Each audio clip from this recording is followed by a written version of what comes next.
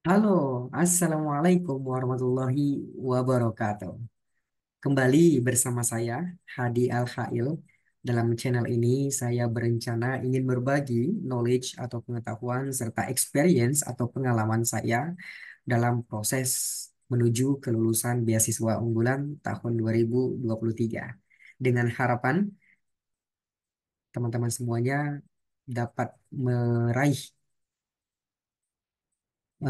kesempatan menjadi awardee beasiswa unggulan di tahun 2024 kemudian hari hingga 2025 dan seterusnya.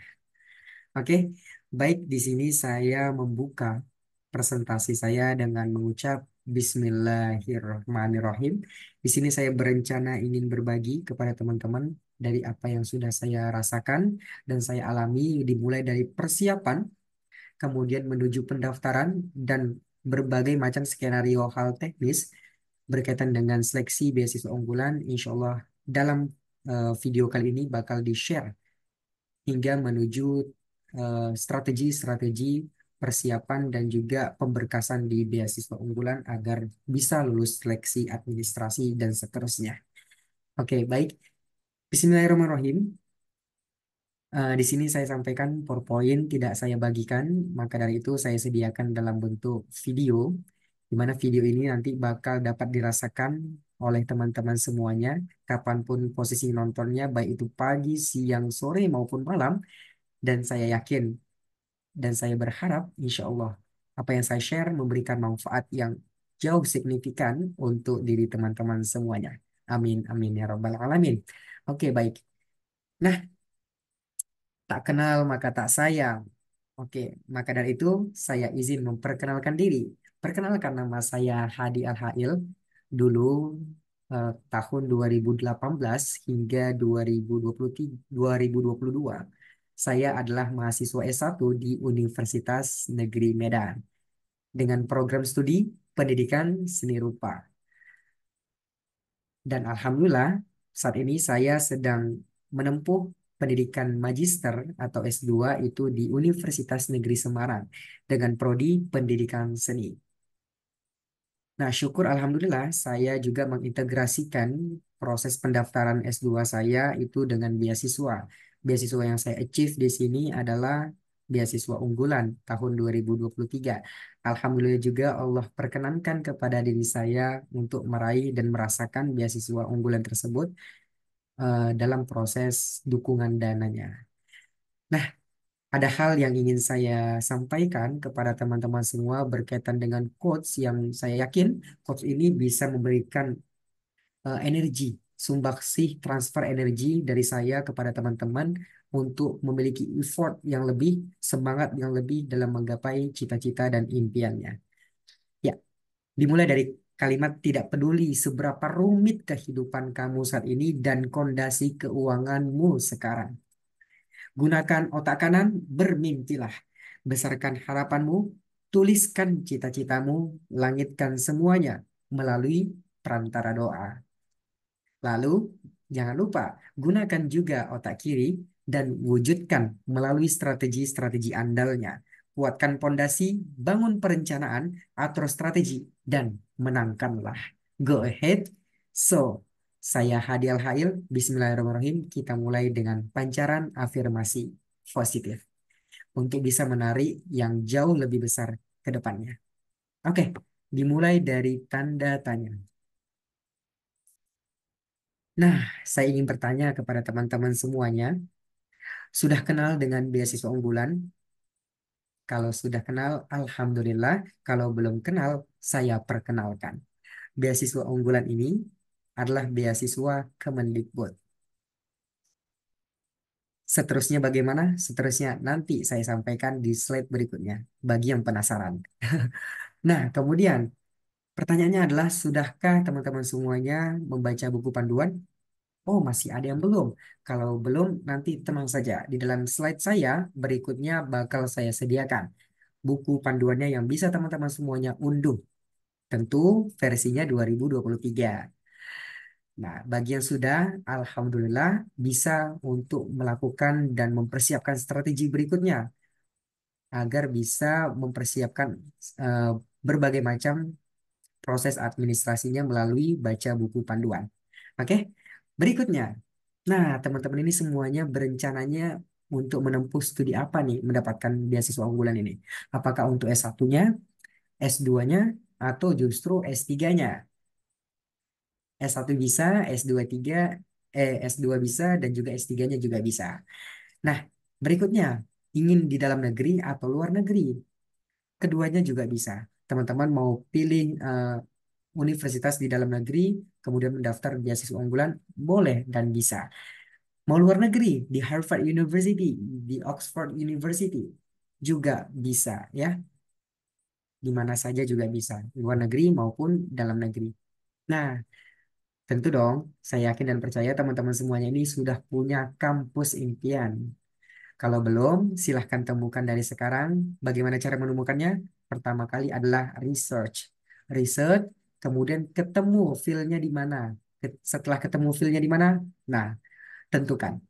Mungkin itu adalah kampus impian kamu. Nah, berikutnya, jangan lupa, selain kampus impian, ada juga jurusan impian. Nah, ingin berada di jurusan apa? Itu juga ditentukan. Bagaimana cara menentukan? Riset terlebih dahulu. Dan temukan di mana keenakan bakatnya dan minatnya, ketemu dengan hasil riset.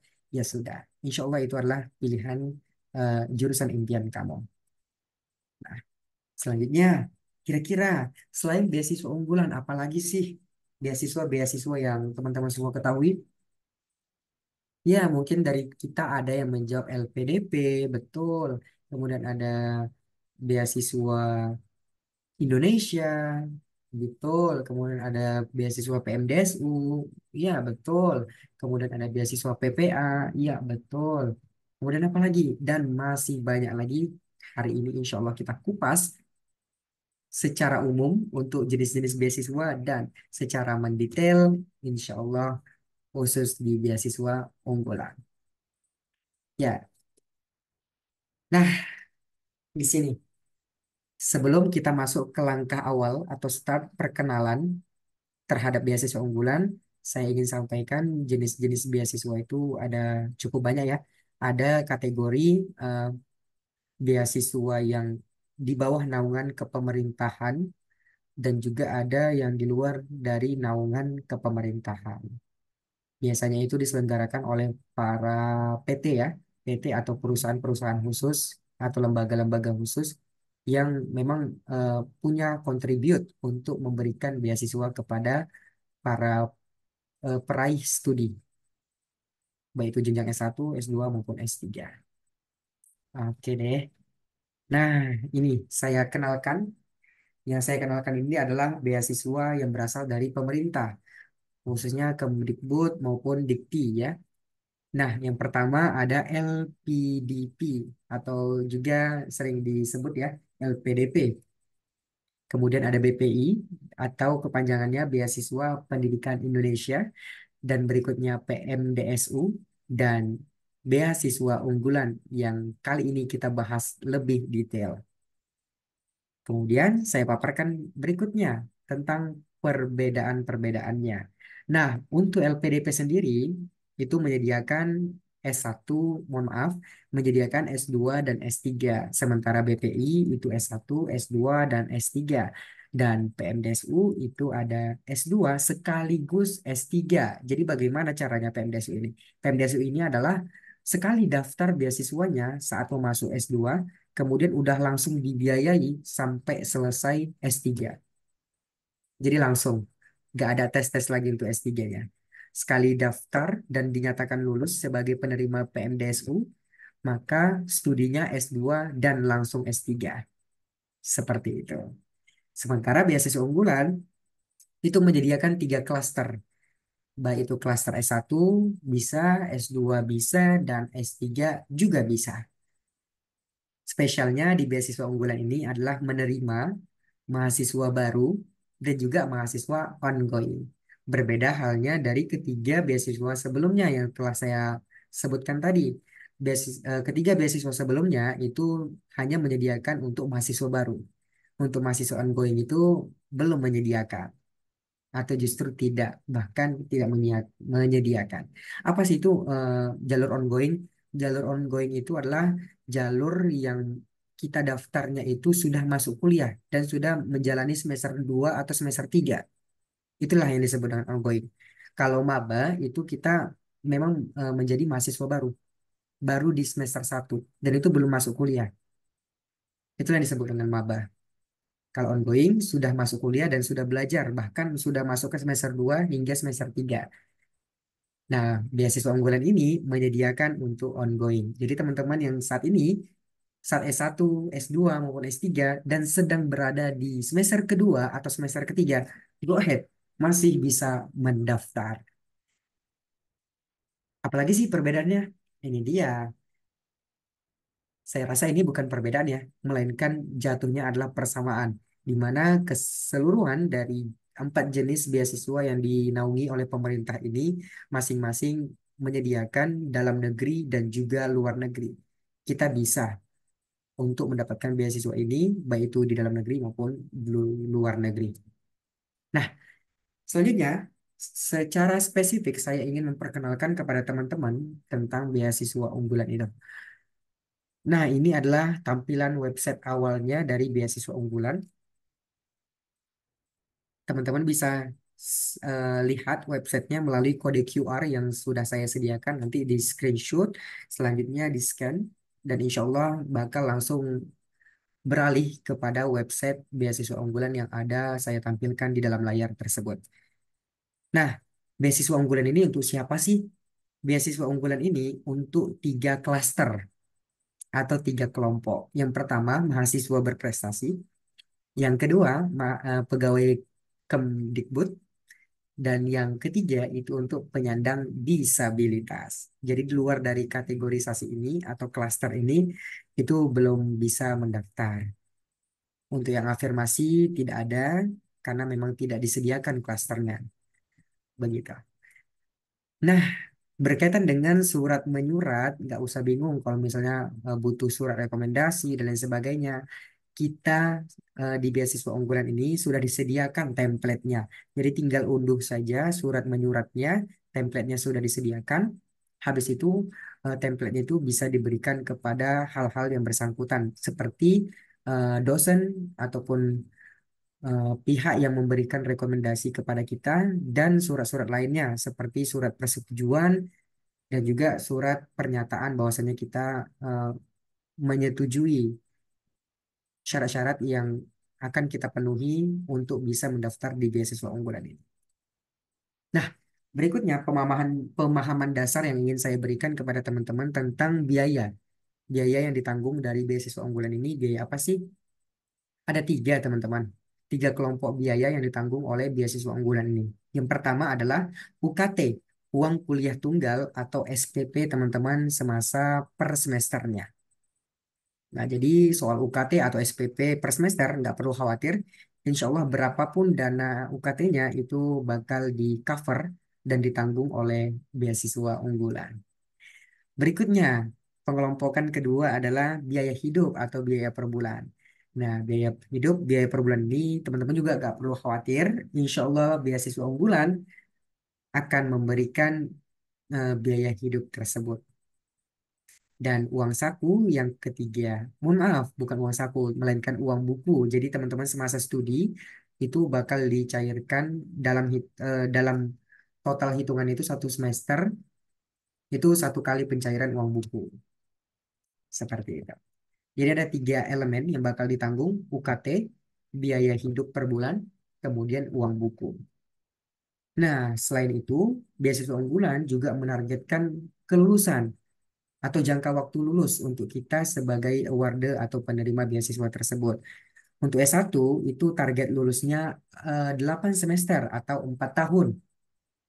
Dan untuk S2 itu target selesainya 4 semester atau 2 tahun. Dan S3 6 semester atau 3 tahun. Misal nih, saya nggak ter, eh, saya belum bisa memenuhi, saya satu, tapi saya belum bisa memenuhi tamat sampai 8 semester. Apakah di semester ke-9-nya atau semester ke-10-nya saya masih ditanggung oleh beasiswa unggulan? Jawabannya tidak ditanggung. Jadi teman-teman semuanya yang sudah overdosis nanti pada saat studinya, maka beasiswa unggulan hanya menanggung sampai 8 semesternya saja untuk yang S1. S2 4 semester, S3-nya 6 semester. Lebih dari itu, teman-teman semuanya sendiri yang menanggung biaya tersebut. Oke, terus pertanyaan yang berikutnya, apakah kita akan mengembalikan dananya kalau kita tidak tamat sesuai dengan target? Jawabannya tidak. Kita tidak akan mengembalikan dana tersebut ketika kita belum mencapai target dari lulus di beasiswa unggulan itu. Nah, namun kita bisa mengembalikan dana itu secara keseluruhan atau sebagian ketika kita melanggar aturan-aturan yang sudah disepakati oleh beasiswa unggulan pada saat penandatanganan kontrak.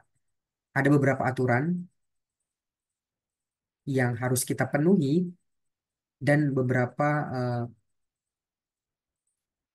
skenario, bukan skenario ya, ada beberapa rincian aturan dari yang ringan hingga yang terberat yang kita dilarang untuk melanggarnya. Kalau dilanggar, itu ada sanksi yang kita dapatkan, baik itu pengurangan dana maupun pengembalian dana utuh secara 100%. Nah, berikutnya kita masuk ke pemetaan, di mana pemetaan ini saya bagi menjadi 9 langkah untuk bisa menuju kelulusan di beasiswa unggulan. Kita masuk ke peta pertama atau rute yang pertama ya, di mana ini kita akan mempersiapkan untuk bisa menuju kelulusan di beasiswa unggulan. Apa saja yang harus dipersiapkan?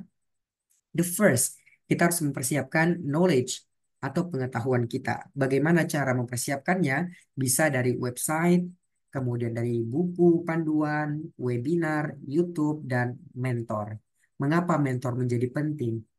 Mentor menjadi penting karena kita bisa berinteraksi secara dua arah, bahkan tiga arah, jikalau mentornya lebih dari satu.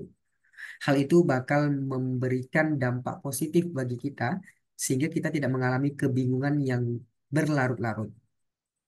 Karena kalau kita sudah mengalami kebingungan yang berlarut-larut, itu bakal membuang tenaga dan juga membuang energi, serta yang paling penting, membuang waktu. Maka dari itu, untuk mencegah itu, kita buat strategi. Dari awal sekali, kita sudah mempersiapkan mentor kita siapa, kemudian kita sudah menggali ilmu yang lebih banyak berdasarkan melalui websitenya, kemudian buku panduan, webinar, dan juga YouTube sebagai bahan pembelajaran untuk ke diri kita sendiri dalam elemen pengetahuan. Nah, berikutnya apalagi yang harus dipersiapkan? Ya, pengalaman. Mengapa pengalaman menjadi penting? Karena kita sudah mengetahui ada 3 jalur masuk di beasiswa unggulan ini. Yang pertama jalur mahasiswa berprestasi, kemudian pegawai Kemdikbud, dan yang ketiga jalur disabilitas. Nah, kita cross check. Kalau misalnya diri kita itu bukan penyandang disabilitas, maka otomatis nih, yang poin ketiga kita tidak bisa mendaftar. Kemudian kita cross check lagi. Oh, ternyata kita ini bukan pegawai Kemdikbud, maka kita eliminasi. Dan secara otomatis kita bisanya mendaftar di klaster mahasiswa berprestasi. Di mana dalam hal ini kita membutuhkan sekali yang namanya prestasi dan juga pengalaman. Supaya apa? Supaya menunjang eh, seleksi registrasi kita atau seleksi administrasi kita untuk bisa dapat dilihat, di-highlight, dan diterima oleh beasiswa unggulan. Nah, di dalam eh, website beasiswa unggulan pada saat pendaftaran itu ada kolom pengalaman di mana kita bakal diminta untuk mengisi pengalaman-pengalaman kita dalam berorganisasi, kemudian berkegiatan, dan juga membuat karya apapun yang pernah kita publish, itu bakal ada kolomnya untuk kita isi. Nah, jadi dari sekarang, karena sudah mengetahui hal ini bakal diisi, insya Allah, bismillah, pelan-pelan, kita mulai persiapkan dari sekarang untuk menuju kelulusan di 2024 atau 2025 dan seterusnya. Berikutnya, tak kalah penting dan menjadi penting, yaitu adalah prestasi. Kenapa? Karena kita daftarnya menjadi klaster mahasiswa berprestasi. tentu dong harus punya prestasi. Di mana prestasi yang bakal kita ajukan? Prestasinya di tingkat internasional, nasional, maupun kota atau kabupaten. Nah, paling tidak teman-teman punya satu internasional itu cukup bisa membantu. Kemudian nasional juga dan kota maupun kabupaten. Dan tenang saja itu bisa dipersiapkan dari sekarang. Nah, berikutnya untuk pemberkasan. Nah, untuk berkas sendiri nanti saya jelaskan di slide berikutnya. Untuk memudahkan teman-teman, ini saya sediakan kode QR, jadi bisa di-scan kode QR-nya. Nanti insya Allah bakal langsung masuk ke link PDF-nya dan teman-teman langsung bisa unduh buku panduannya dan dibaca buku panduannya, dilihat berkas-berkas apa saja yang harus kita kumpulkan untuk bisa apply di seleksi administrasi beasiswa unggulan tersebut. Nah, tak kalah penting dan ini menjadi hal yang fundamental, yaitu adalah persiapkan restu orang tua dari sekarang sebelum mendaftar hingga seterusnya sampai dengan kelulusan. Mengapa menjadi penting? Karena ada hal-hal di luar kendali kita yang itu memberikan pengaruh besar. Hal tersebut berkaitan dengan energi dan juga ruang lingkup kita terhadap semesta dan juga ruang lingkup kita kepada Tuhan kita. Nah, di sini kita bisa sama-sama menggali restu orang tua itu melalui berbagai macam cara. Kunci utamanya adalah membuat orang tua kita bahagia. Bisa dengan cara traktir makan, kemudian makan bareng, beri kado kesukaan, dan minta restu, sampaikan apa niat dan hajatnya kepada orang tua secara tulus dan hati yang lapang. Dan insya Allah secara perlahan nanti orang tua juga bakal ikut ke visi misi yang kita punya. Seperti itu. Jadi ketika orang tua juga ada ikut dengan visi dan misi yang kita punya, insya Allah restu itu bakal memberikan pengaruh positif kepada diri kita pada saat proses menjalankan pendaftaran, seleksi, hingga momen kelulusan di beasiswa unggulan. Oke, kita masuk ke rute yang kedua dari peta tersebut, yaitu adalah tentang buat akun. Bagaimana sih caranya buat akun beasiswa unggulan? Nah, sangat mudah. Pertama, teman-teman bisa buka Google. Nah, oke Google. Nah, di oke Google, teman-teman bisa klik kolom search dan ketikkan di situ beasiswa unggulan dan langsung search. Maka muncullah paling atas beasiswa unggulan home. Nah, langsung diklik. Nanti tampilan awalnya seperti ini. Berikutnya klik pendaftaran. Nah, di sini teman-teman diminta untuk login, tapi jikalau teman-teman sudah punya akun, accountnya sudah ada, silakan langsung login menggunakan nick atau email dan password, serta hasil penjumlahan itu dituliskan di bagian kolom terakhir, baru di sync in. Dan insya Allah berhasil login. Nah, studi kasus berbeda jikalau teman-teman itu belum memiliki account. Bagaimana caranya? Maka dari itu silakan buat account dari sekarang dengan klik daftar di sini dan bagaimana cara kelanjutannya? Saya siapkan buku panduan yang bisa di-scan. Silakan scan, screenshot buku panduannya dan di-download. Pelajari bagaimana tutorial pembuatan account beasiswa unggulan. Catatan dari saya adalah penting untuk detail dan perhatian penuh pada saat pengetikan NIK atau NIK, di mana teman-teman waktu saat mendaftar nanti penting untuk benar-benar detail ya dan senantiasa meng-cross check nick yang di-submit atau yang dibuat. Supaya apa? Supaya nanti ke depannya tidak terjadi kendala-kendala yang tidak diinginkan. Oke deh. Berikutnya kita masuk ke rute yang ketiga dari pemetaan ini, yaitu adalah tahapan seleksi. Oh, sorry.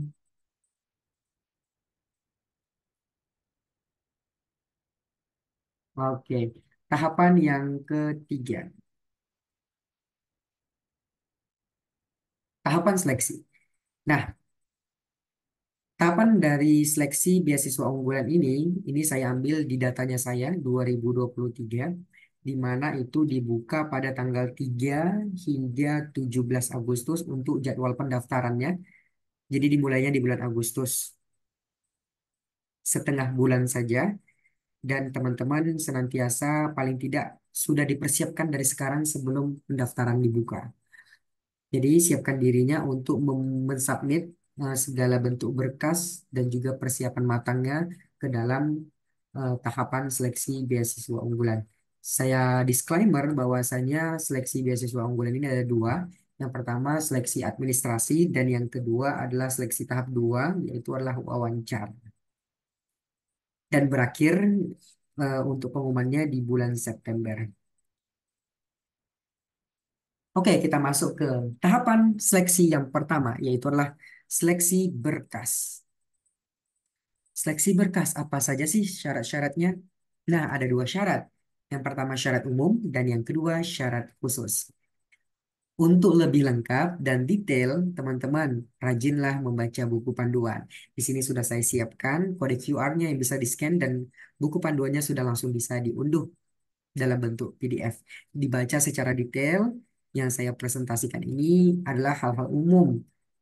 Untuk hal lebih detailnya, teman-teman bisa langsung cross-check dari apa yang saya sampaikan melalui buku panduan PDF yang sudah disediakan oleh beasiswa unggulan.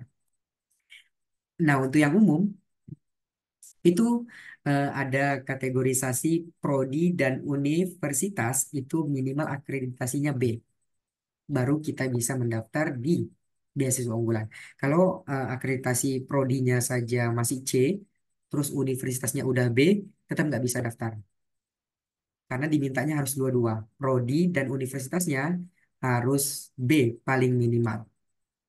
Kalau C nggak bisa, kalau A sudah otomatis bisa, apalagi unggul. Unggul sudah pasti bisa. Nah, berikutnya, prodi dan universitasnya itu berada dalam naungan Kemendikbud. Karena ada beberapa universitas yang itu tidak berada dalam naungan Kemendikbud. Contohnya, Universitas Islam Negeri Sumatera Utara, Universitas Islam Negeri Sunan Kalijaga, dan lain sebagainya, Wali Songo, gitu. Contohnya UIN. Nah, UIN itu di bawah naungan Kemenak, bukan Kemendikbud. Jadi belum bisa mendaftar. Selain itu, ada juga kok universitas-universitas Islam ataupun Kristen yang sudah terintegrasi terhadap Kemendikbud. Contohnya apa? Contohnya Nomensen, kemudian contohnya UII, Universitas Islam Indonesia, dan contohnya apa lagi? UMY, Universitas Muhammadiyah Yogyakarta. Nah, itu universitas-universitas Islam maupun Kristen yang sudah terintegrasi kepada Kemendikbud. Jadi kita bisa mendaftar di sana. Berikutnya, syarat khusus. Untuk S1 itu ada 6 syarat khusus. Yang pertama, eh, bisa mendaftar ketika dia posisinya maba maupun ongoing. Maba itu mahasiswa baru atau ongoing. Nah, untuk ongoing ada syarat. Syaratnya itu daftar di awal semester 3-nya atau semester 2-nya dengan IPK minimal 3,25. Kurang dari itu tidak bisa mendaftar. Kalau lebih dari itu bisa mendaftar.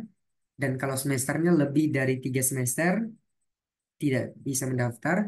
Kalau semester 2, semester 1, ataupun semester 3 daftarnya di awal, maka bisa mendaftar untuk beasiswa unggulan ini.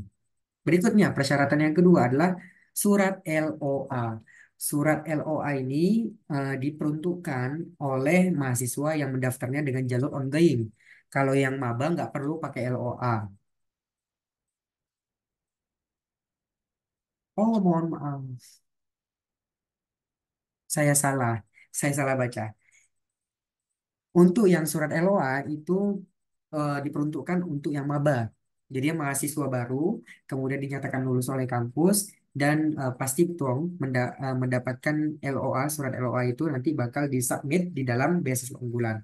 Itu khusus yang maba. Kalau yang ongoing, nah itu tidak membutuhkan surat LOA, melainkan surat keterangan aktif kuliah dari dekan, khusus yang ongoing. Terus apakah yang maba harus menggunakan surat keterangan aktif kuliah? Jawabannya tidak, hanya untuk yang ongoing. Nah, berikutnya yang keempat. yaitu adalah tes UKBI. Apa itu tes UKBI? Tes UKBI itu adalah tes kemampuan bahasa Indonesia. Jadi nanti teman-teman tes UKBI-nya dan paling tidak kita bisa mendapatkan skor Madya, insya Allah itu bisa aman. Walaupun pada saat hingga saat ini tahun saya 2023 itu memang belum ada batasan secara spesifik berapa skor yang harus diraih. Begitu. Secara detail nanti saya bakal sampaikan bagaimana tes UKBI itu di dalam slide berikutnya. Dan yang kelima adalah untuk yang mendaftar di dalam negeri itu tanpa IELTS dan juga tanpa TOEFL. Jadi aman untuk yang masih berjuang dalam skill Englishnya, English skills, jadi masih aman, insya Allah. Berbeda halnya dengan yang luar negeri. Kalau yang luar negeri itu minimal IELTS-nya adalah 5.0, 5.0.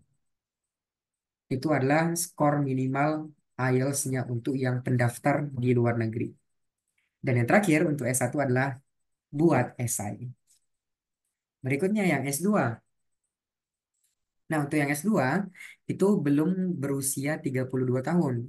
Kalau sudah menuju 33 tahun, nah itu tidak bisa mendaftar.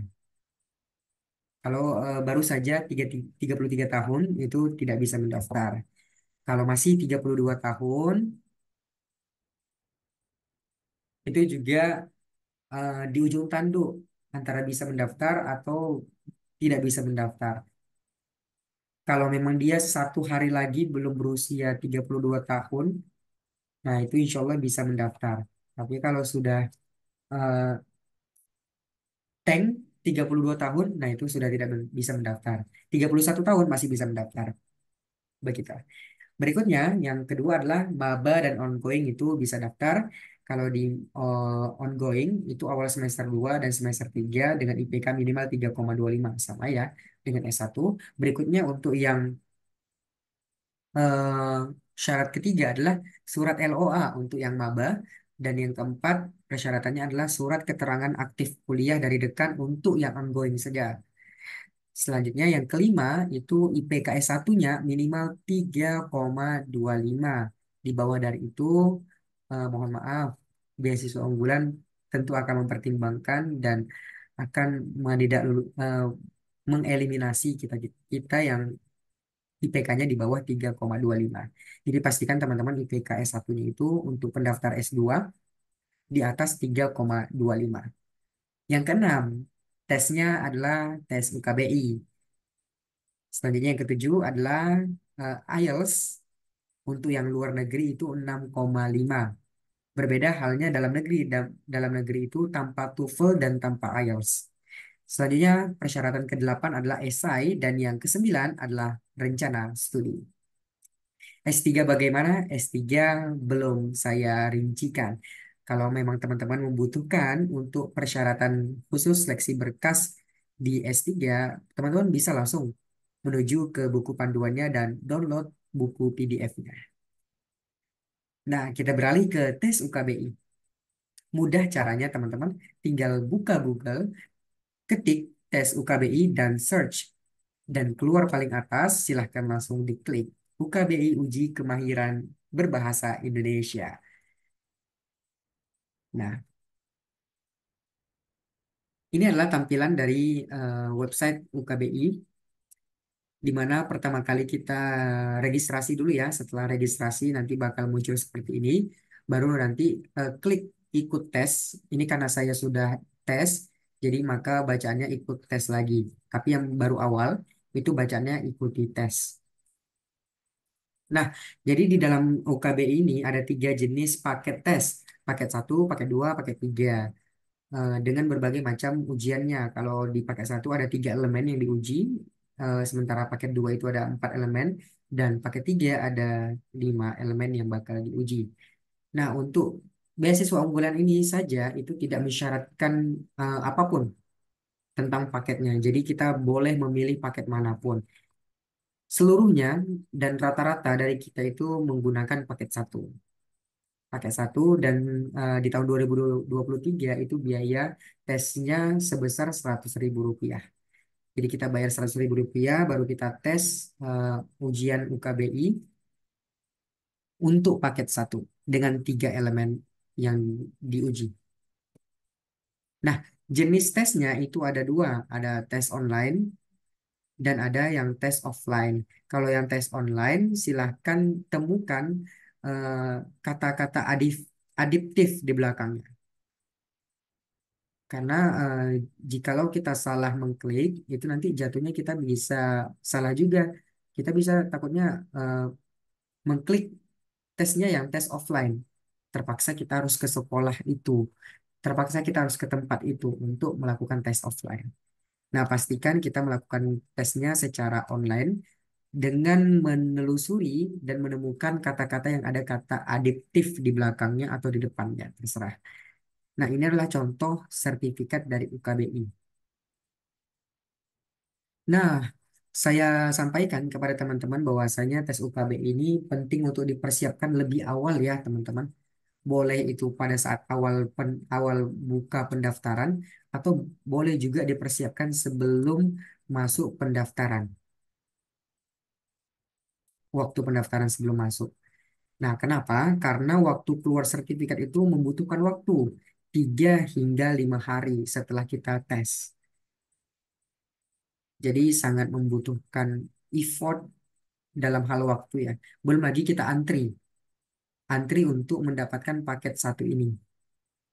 Karena tentu banyak dong yang bakal tes UKB ini, tidak hanya dari beasiswa unggulan saja, dari yang CPNS, dari yang tes TNI Polri, dan lain sebagainya, itu pasti tes di untuk tes UKB ini. Maka dari itu kita persiapkan sekarang, kita juga ikut tes dengan waktu yang seoptimal mungkin, sesuai dengan schedule kita. Oke, nah itulah berkaitan dengan seleksi berkas. Mari kita masuk ke pemetaan yang kelima, yaitu adalah esai. Nah, di sini ada S1 dan juga S2 yang akan kita ulas topik pembuatan esainya, di mana S1 dan S2 ini tidak jauh banyak perbedaan untuk pembuatan esainya. Palingan ada beberapa yang menjadi pembeda, namun tidak terlalu signifikan. Nah, saya punya tips dan trik untuk yang teman-teman itu punya kendala dalam menuliskan esai secara sistematis dan masih status pemula atau belum terbiasa dalam menulis.